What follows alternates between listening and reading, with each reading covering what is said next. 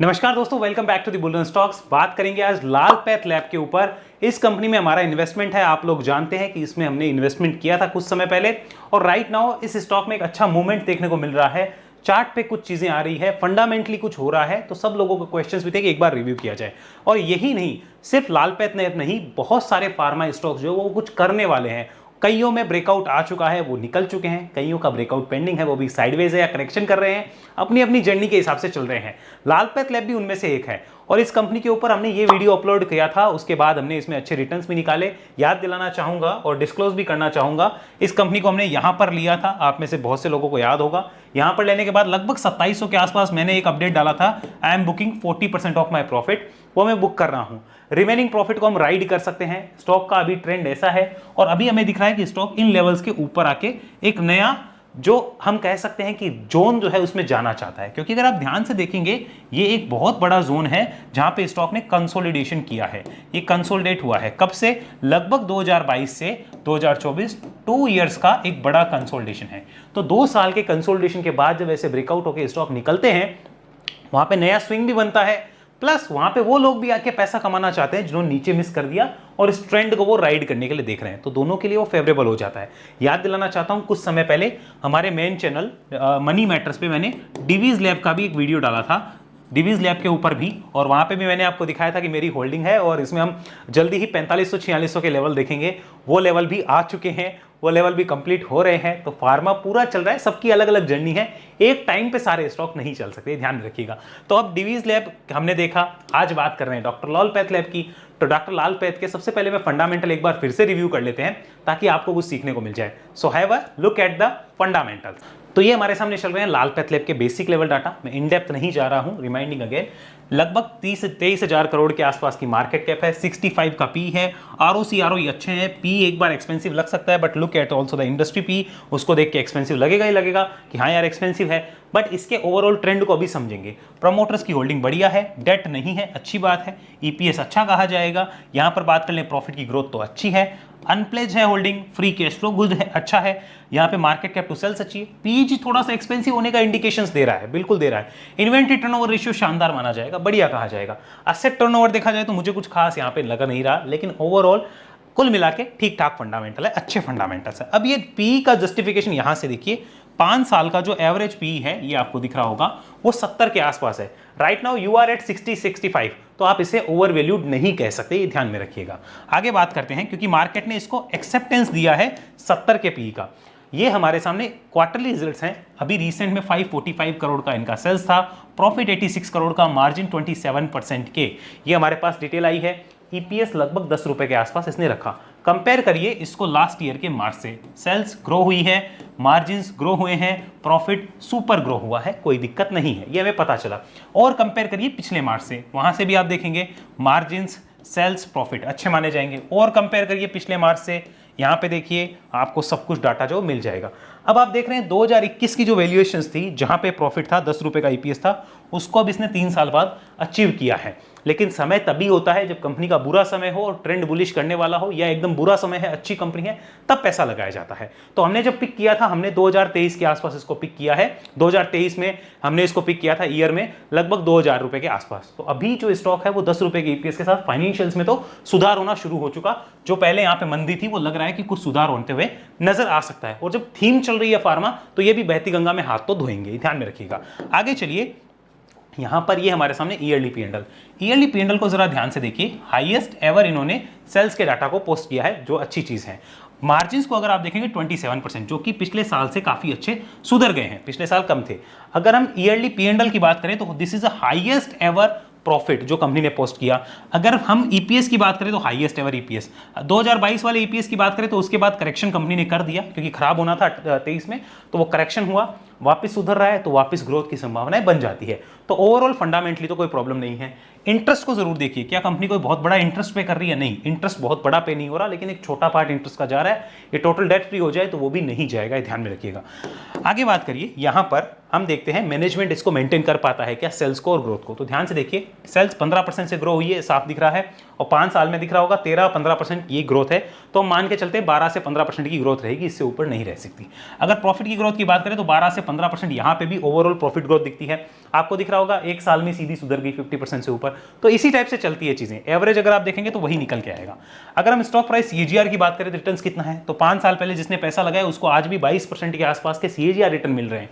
तो ये सोच के देखिए, इतने करेक्शन के बावजूद वो 22% सीएजीआर पे बैठा है। एक साल पहले जिसने लगाया वो 43 में, ये हम ही है, कोई और नहीं है, हम ही, हमें 40% मिल रहा है। और ये जो है 3 साल पहले जिन्होंने लगाया बिना सोचे समझे बुल मार्केट में एकदम ग्रोथ पे, उनको अभी भी -4% मिल रहा है। रिटर्न ऑन इक्विटी कंपनी का बढ़िया कहा जाएगा, खराब नहीं कह सकते, ध्यान रखिएगा।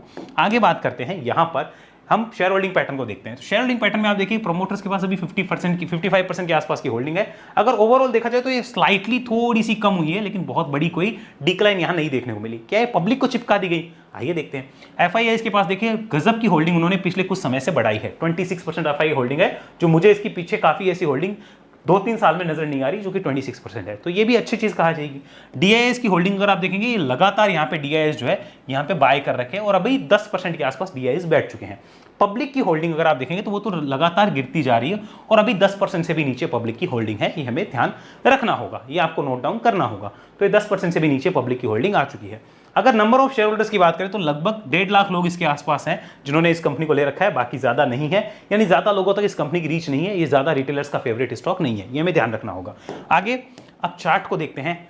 चार्ट पे क्लियर बात होगी, चर्चा वही होगी, करना क्या है, सारा डिसीजन वही होगा। लेट्स डू चार्ट पे चर्चा।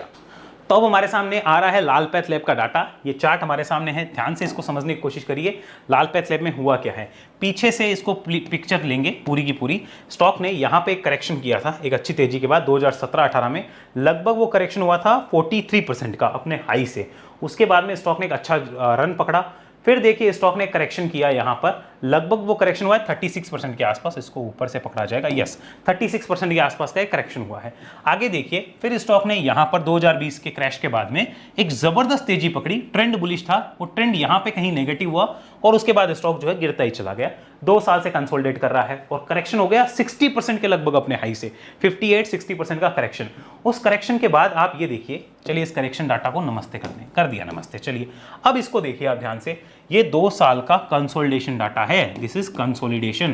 तो इसके बाद जब स्टॉक निकलते हैं तो क्या उनमें मूव आता है कि नहीं आता है? भाई बेसिक लेवल टेक्निकल भी अगर आपको आते हैं तो आप जानते हो आता है भैया, इसमें मना नहीं कर सकते। तो इसमें ऊपर में लेवल है लगभग यहां पर 2825। तो 2825 के ऊपर वीकली क्लोज हो जाए तो क्या कहना, वीकली क्लोज हो जाए तो क्या कहना? साफ साफ दिख रहा है चार्ट बुलिश है, चार्ट बेयरिश नहीं है, चार्ट अच्छा नजर आ रहा है। तो इसमें कोई दो राय हम नहीं दे सकते। आगे बात करते हैं, इसी को एक बार हाइड कर लेते हैं टोटल ड्राइंग को और प्लेन चार्ट को समझने की कोशिश करिए। प्लेन चार्ट क्या बोलता है? तो आपको दिखेगा यहां पे काफी अच्छा रिजेक्शन हुआ, फिर इसी रेंज में आके एक रिजेक्शन हुआ, फिर इसी रेंज में आके एक रिजेक्शन हुआ और फिर से इसी रेंज में आया है। तो हमें समझना होगा कि इस रेंज के पास आके रिजेक्शन स्टॉक ने देखे। डेली कन्वर्ट करके देखते हैं कि डेली क्या बोलता है और यहां पर इंपॉर्टेंट चीजें क्या नजर आती है, ध्यान से देखिए। So this is the daily chart, यहां पे आपको दिख रहा होगा। डेली पे भी आपको दिखेगा कि रिजेक्शंस हुए, लेकिन अब की बार एक खास बात है, यहां पर देखिए स्टॉक ने क्या किया है, एक हम कह सकते हैं शेकआउट किया है।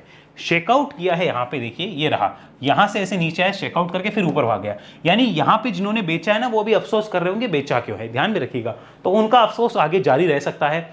स्टॉक किसी भी कीमत पे अभी यहां पे आपको दिख रहा होगा कि 2500 के आसपास इसके नीचे आता है तो एक बार से फिर से ट्रेंड खराब हो जाएगा। लेकिन हमें इससे डिसीजन नहीं लेने, हमें सोच समझ के डिसीजन लेना है। कैसे लेंगे वो समझिए। वीकली कन्वर्ट किया, वापस यहां पे आइए, ध्यान से देखिए इसको, दिस इज वीकली चार्ट। अब इसको समझना, यहां पे हमें पता चल रहा है कि 2825 के ऊपर स्टॉक क्लोज कर देता है, ये क्लोज होता है तो यहां पे स्विंग के गेट भी ओपन हो जाएंगे, यहां पे स्विंग के गेट भी ओपन होंगे और ट्रेंड जो है वो और तेजी में जाएगा। अभी ओवरऑल ट्रेंड क्या है, वीकली डेली मंथली तीनों का ट्रेंड देख लो, D plus W plus M, तीनों का ट्रेंड अगर लॉन्ग टर्म का देखा जाए तो क्या है, साइडवेज है, साइडवेज है अभी तक और ये बुलिश होने की तैयारी कर रहा है। डेली पे ऐसा देखा जाए तो एक ट्रेंड बुलिश है, उस ट्रेंड में 2500 रुपए का क्या हो सकता है, ट्रेलिंग एसएल हो सकता है, उसके साथ ये डेली का ट्रेंड बुलिश है। हमें इतना आइडिया लग गया, इतना अनुमान हमें लग चुका है। अब 2825 के ऊपर स्टॉक का आना एक अच्छी तेजी के संकेत होगा। 2825 के ऊपर स्विंग बन सकता है जिसमें कि 29 यहां पर 80, यहां पे मैं लिख देता हूं 2980 पहला इंपॉर्टेंट लेवल जो है वो रहने वाला होगा। यहां पे कहीं है वो 2980 का लेवल, ये इंपॉर्टेंट जोन होगा जो सबसे पहला होगा। अगर उसके ऊपर बात करें तो यहां पर देखिए ये जो रेजिस्टेंस पॉइंट है, क्योंकि देखो पीछे सपोर्ट था लगभग 3100 रुपए के आसपास, तो हमें यहां पे देखना होगा, ये रहा, चलिए लिख देते हैं 3100, 3100। अब इसका मतलब नहीं है एग्जैक्ट है, आप अगर 2960 भी आता है ना तो आप अलर्ट रहो, 80 का वेट मत करो, 60 पे भी अलर्ट रहो, कहने का मतलब समझो, वहां पे भी आप अलर्ट हो जाओ। तो इसको आप 2960 लिखिए, इसको 3100 लिखिए, ये दो इंपॉर्टेंट स्विंग के लेवल है, और इसको भी काटने के बाद में लगभग 3225 के आसपास स्टॉक जा सकता है। तो ये स्विंग के लेवल्स बन रहे हैं, 2825 के ऊपर क्लोज करने के बाद में ये संभावना खुलेगी। अब इस केस में अभी की डेट में ₹2500 इंपॉर्टेंट लेवल है आज की डेट में, लेकिन जैसे ही वो 2825 के ऊपर क्लोज करता है, मेरा अनुमान है कि वहां पर हम लोग 2600 के आसपास का सपोर्ट शिफ्ट कर सकते हैं। अभी कितना है, अभी तो ये है, लेकिन अभी कोई ट्रेड सेटअप नहीं बन रहा ना, अभी तो जो राइड कर रहे हैं उनके काम का हुआ कि भाई ये है, कोई शॉर्ट टर्म का ले रखा है डेली चार्ट पे, तो उसके हम अगर 2825 के ऊपर क्लोज कर गए तो 2600 का सपोर्ट हो जाएगा, ये हमें ध्यान रखना होगा। और ऊपर में ये इंपॉर्टेंट लेवल्स जो है वो देखे जा सकते हैं। ये क्लियर हुआ। अब यहाँ पे बात करते हैं कि जैसे हम लोगों ने इन्वेस्टमेंट कर रखा है, मान लीजिए हमने नीचे से इन्वेस्टमेंट कर रखा है, हम क्या कर सकते हैं। तो हमने नीचे से इन्वेस्टमेंट कर रखा है तो हमारे लिए राइड बनता है। शॉर्ट टर्म के राइड का आज की डेट का इंपॉर्टेंट सपोर्ट हो गया 2500। किसके लिए हो गया, शॉर्ट टर्म सपोर्ट 25 हो गया। लॉन्ग टर्म का सपोर्ट अवेलेबल है क्या, नहीं, लॉन्ग टर्म का अभी फिलहाल अवेलेबल नहीं है। क्यों नहीं है, क्योंकि ओवरऑल ट्रेंड ही साइडवेज है, तो लॉन्ग टर्म सपोर्ट यहाँ पे अवेलेबल नहीं हो सकता। 2500 के साथ ही बैठना पड़ता है, सिंपली ये चीज है। राइड करना चाहते हो तो 2825 के ऊपर क्लोज होगा तो भी लॉन्ग टर्म का सपोर्ट जो होगा फिर वो 2500 हो जाएगा। अभी जो शॉर्ट टर्म का सपोर्ट है 2825 के ऊपर, यहां पे हम लिख देते हैं अबो, ये हो जाएगा LTS, क्या हो जाएगा, लॉन्ग टर्म का सपोर्ट हो जाएगा। समझ आया किस तरीके से चलना है, ये वैसे हम डील करने वाले होंगे। अब यहाँ पे बात करें कोई फ्रेश इन्वेस्टमेंट की सोचता है, तो देखिए ध्यान रखिए, इन्वेस्ट के लिए हमेशा ये देखो फंडामेंटल कैसे हैं, तो फंडामेंटल आपको दिखा दिए, मुझे तो ठीक ठाक लगते हैं। टेक्निकल देखो कैसे हैं, टेक्निकल अभी बुलिश हो रहे हैं। तो अब आपको डिसाइड करना है कि आप लॉन्ग टर्म के लिए देख रहे हो या शॉर्ट टर्म के लिए। दोनों के लेवल्स हम ऑलरेडी डिस्कस कर चुके हैं। ओवरऑल अगर पिक्चर की बात की जाए यहाँ पे कि भाई पूरा का पूरा, जैसे यहाँ पे चलिए इस ड्राइंग को लगाते हैं कि एक पूरा का पूरा बड़ा ब्रेकआउट हो रहा है, तो इसके बाद क्या हो सकता है। तो मेरा अनुमान ये है, मैं यहाँ पे क्या कर सकता हूँ बता सकता हूँ, I will continue riding this stock. Ride करेंगे, लेकिन राइड कैसे करना है समझिए कि हमने स्टॉक को यहाँ लिया, यहाँ पे 40% क्वांटिटी हमने बुक करी, तो हमारी ऑलरेडी कॉस्ट जो है बहुत नीचे की हो गई है, बची हुई क्वांटिटी की कॉस्ट काफ़ी नीचे हो गई है। कॉस्ट नीचे हो गई है तो हमें फर्क नहीं पड़ेगा।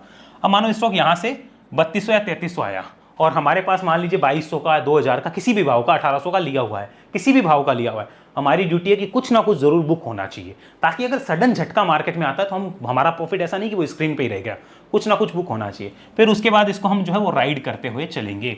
एंड आई एम एक्सपेक्टिंग कि 6 से 12 महीने में, 6 to 12 मंथ्स में ये स्टॉक जो है 3800 से लेकर 4200 के गेट जो वो टच करता हुआ दिख सकता है। ये मतलब इस जोन में आता हुआ दिख सकता है 6 से 12 महीने के अंदर, इस ब्रेकआउट के बाद, ये ध्यान में रखिएगा। तो इसको राइड करना चाहें तो राइड वाले देख सकते हैं, कोई अगर इसमें स्विंग करना चाहें तो स्विंग वालों के लिए ऑप्शन बनेगा, लेकिन वो 2825 के ऊपर। बट रिमेंबर, इंपॉर्टेंट सपोर्ट्स को ध्यान में रखना है। आप शॉर्ट टर्म के सपोर्ट को ध्यान में रखना चाहेंगे अगर आप शॉर्ट टर्म वाले हैं, लॉन्ग टर्म के सपोर्ट को ध्यान में रखिए अगर आप लॉन्ग टर्म वाले हैं, और इन दोनों सपोर्ट को डिस्कस करिए आप अपने एडवाइजर के साथ में। मैंने अपनी तरफ से आपको पिक्चर क्लियर दी है, कन्वर्ट कर लीजिए एक बार मंथली चार्ट पे, ध्यान से देखिए, यहाँ पे आपको क्लियर आइडिया भी मिल जाएगा। ये देखिए, इस मंथ का जो लो है 2500 रुपए के आसपास, ये इंपॉर्टेंट रहने वाला होगा आज की डेट में। जैसे मैंने आपको कहा कि मेरे पास लॉन्ग टर्म का अभी फिलहाल कोई सपोर्ट नहीं है, 2825 के ऊपर तो हम रिवाइज कर सकते हैं, लेकिन एक छोटा सपोर्ट है जो कि लॉन्ग टर्म में हो सकता है, बट उसका रोल कुछ नहीं होगा, वो लगभग आता है यहाँ 2200 रुपए के आसपास। ये आज की डेट में लॉन्ग टर्म का सपोर्ट है, लेकिन इसका कोई रोल इतना नहीं होगा, क्योंकि अगर इसके नीचे आता है, ये गेट खुलते हैं, तो कोई ज्यादा फर्क नहीं हुआ परसेंटेज वाइज, कोई बहुत बड़ा फर्क नहीं हुआ, इसलिए मैं आपको नहीं बता रहा। बाकी देखिए, ट्रेंड बुलिश होने जा रहा है, तो आई होप कि 6 से 12 महीने में अच्छे रिटर्न्स यहाँ पे मिल सकते हैं। बट रिमेंबर, एक बार में रिटर्न्स नहीं मिलेंगे, वो कैसे मिलेंगे ध्यान से रखिए। ऐसे ऊपर गया, फिर आ गया, फिर ऊपर, फिर ऐसे ऐसे ऐसे करके जाएगा, एक बार में नहीं जाने वाला। अगर आपसे ये वापस डाउन साइड बर्दाश्त नहीं होती तो आप सिर्फ स्विंग पे ध्यान दीजिए, फिर आप इन्वेस्टिंग पे ध्यान नहीं दे सकते, ये ध्यान में रखिएगा। तो आपके ऊपर कैसे, आपके ऊपर डिपेंड, आप कैसे राइड करना चाहो। चार्ट जो है वो बुलिश होने जा रहा है, इस बात का ध्यान रखिएगा। I hope doctor Lal path lab के ऊपर आपको व्यू क्लियर मिल गया होगा कि क्या किया जा सकता है क्या नहीं। एडवाइजर के साथ डिस्कस करिए अगर एडवाइजर है, एडवाइजर नहीं है तो अपने दिमाग का इस्तेमाल भी करिए, मेरे ऊपर 100% डिपेंडेंसी मत रखिएगा। ऐसी एनालिसिस सीखना चाहते हैं वो मैं सिखा सकता हूं, उसके लिए आपको वेव एनालिसिस में आना होगा। डिटेल आपको डिस्क्रिप्शन में मिलेगी, या फिर इस नंबर पर संपर्क करिए। हमारे लिंक से अकाउंट खुलाना चाहते हैं तो भी इस नंबर पर संपर्क कर लीजिए, या डिटेल डिस्क्रिप्शन में अकाउंट खुला सकते हैं। या और हमारे चैनल की मेंबरशिप लेना चाहते हैं तो ज्वाइन बटन पर क्लिक करके मेंबरशिप लीजिए और इस नंबर पर संपर्क करिए। अन्य किसी सहायता के लिए, हमारे सर्विस के रिगार्डिंग अगर कुछ पूछना है तो भी इस नंबर पे आप संपर्क कर सकते हैं व्हाट्सएप के पर्पज से। ओके, व्हाट्सएप करना है, कॉल ना करें तो बेटर होगा। Call only for web analysis जानकारी, ये ध्यान में रखिए। अगले वीडियो मिलेंगे, तब तक के लिए धन्यवाद। जय हिंद, जय भारत।